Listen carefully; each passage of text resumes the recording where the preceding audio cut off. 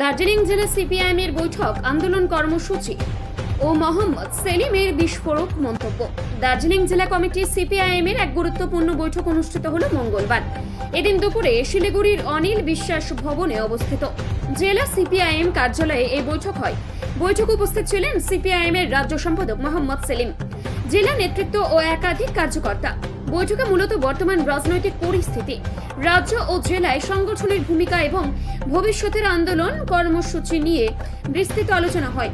বিশেষ করে আগামী ৪ জুলাই শিলিগুড়ি পৌর নিগমের সামনে সিপিআইএম এর ডাকা বিশাল ও বিক্ষোভ কর্মসূচি ঘিরে বিস্তারিত পরিকল্পনা গ্রহণ করা হয়। পাশাপাশি এই আগামী ৩ মাস জুড়ে রাজ্যের বিভিন্ন স্থানে এই ধারাবাহিক আন্দোলনের রূপরেখা নির্ধারণ করা হয়েছে। এই বৈঠকে দার্জিলিং জেলার কমিটির নতুন সম্পাদক মণ্ডলী গঠন করা হয়েছে বলে জানা গিয়েছে। মোট ৯ জনের সম্পাদক মণ্ডলী, যার মধ্যে একজন মহিলা নেত্রী রয়েছেন। বৈঠকের শেষে সাংবাদিকদের মুখোমুখি হয়ে মোহাম্মদ সেলিম রাজ্যের সাম্প্রতিক নানা ঘটনা নিয়ে ক্ষোভ উগরে দেন। বিশেষ করে সদ্য ঘটে যাওয়া কসবা কাণ্ডকে তিনি অত্যন্ত নিন্দনীয় বলে দোষীদের কঠোর শাস্তির দাবি জানান। এর বিষয়ের পরে আরো তিনি কি বললেন শুনবো। চিঠি লিখে কি হবে? চিঠি লেখা হয়েছে, ইতিমধ্যে আমাদের পলিট ব্যুরো মেম্বার চিঠি লিখেছেন। কিন্তু আমরা মানুষকে, আসলে নির্বাচনে তো মানুষের অংশগ্রহণ এবং মানুষের সিদ্ধান্ত, মানুষ যাতে তার ভোটটা নিজে দিতে পারে, নিজের মতামতটা স্বাধীনভাবে ব্যক্ত করতে পারে, সংবিধান অনুযায়ী, জনপ্রতিনিধি আইন অনুযায়ী সেই ব্যবস্থা যাতে হয় তার দাবি জানাচ্ছি। এক সময় যখন সিপিআইএম কে মজবুত করা, সিপিআইএম এর সঙ্গে আমাদের যে গণসংগঠনগুলো, শ্রেণী সংগঠনগুলো, দেখলেন ব্রিগেড প্যারেড গ্রাউন্ড হলো, ট্রেড ইউনিয়ন, কৃষক সভা, ক্ষেত মজুর, বস্তি সংগঠনের কর্মীরা মিলে করলেন বিশাল করে। যে রাজ্যে কোনো রাজনৈতিক দল ব্রিগেড প্যারেড গ্রাউন্ডে সমাবেশ ডাকার সাহস রাখে না, বড় বড় কথা হয়, মিডিয়াতে আছে, প্রধানমন্ত্রী মুখ্যমন্ত্রীকে নিয়েও থাকতে পারে না, সেখানে ট্রেড ইউনিয়ন, কৃষক সভা, ক্ষেত মজুর, বস্তি সংগঠন করেছে সমাবেশ। কিন্তু জেলায় জেলায় এই মিটিংগুলো হচ্ছে।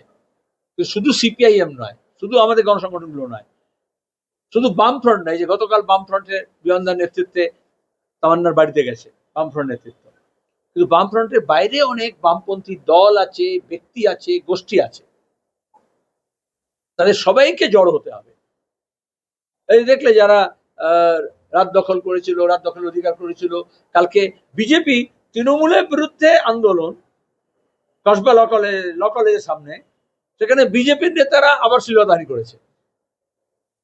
তা তো সিপিএম না, তা তো নাগরিক সমাজের প্রতিনিধি হিসেবে, মেয়েদের প্রতিনিধি হিসেবে, স্বাধীন চেতা মেয়েদের প্রতিনিধি হিসেবে তারা ওখানে বিক্ষোভ দেখাচ্ছিল। শুধু প্রশ্ন করেছে আজকে তৃণমূল যা যা করছে বিজেপি তাই করেছে। আশীর্বাদ থেকে, বিলকিস বানু থেকে, হাতরাস থেকে, উন্নয়ন থেকে এইসব কথাগুলো বলেছে, তাতেই বিজেপির পর্দা ফাঁস হয়ে গেছে।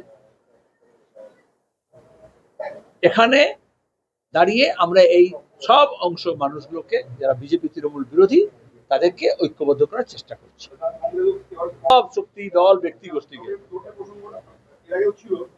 আমি যেটা বলিনি সেটা বলো না, আমি যেটা বলেছি তার প্রতি কোনো প্রশ্ন থাকে বলো।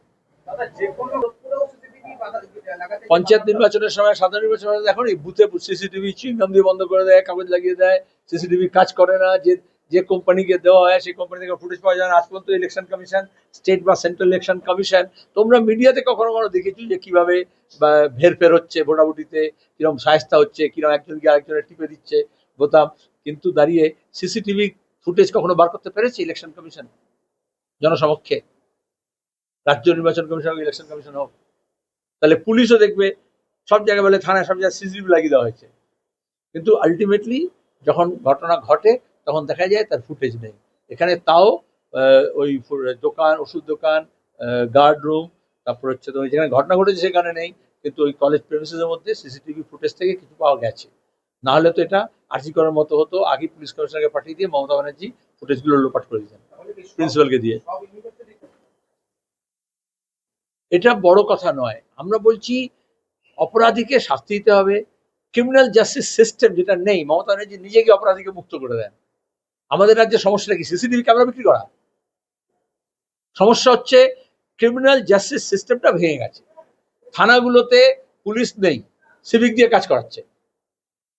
আর পুলিশগুলো হচ্ছে কেন্দ্রীয় মন্ত্রী আসলে, রাজ্যমন্ত্রী আসলে, জোচ্চোর হলে, মন্ত্রী, এমএলএ, এমপি হয়ে গেলে তাদেরকে পাহারা দিচ্ছে, ভিআইপি সিকিউরিটি আছে। থানা ডিউটি দেখে আছে, বিটের ডিউটি দেখে আছে, এলাকা ডিউটি দেখে আছে, বয়স্ক লোক ফ্ল্যাটে মরে পড়ে আছে, 2 দিন 3 দিন পরে কেউ খবর দিচ্ছে, দুর্গন্ধ বেরোচ্ছে। তাহলে এই পুলিশিং সিস্টেমটা ভেঙে গেছে।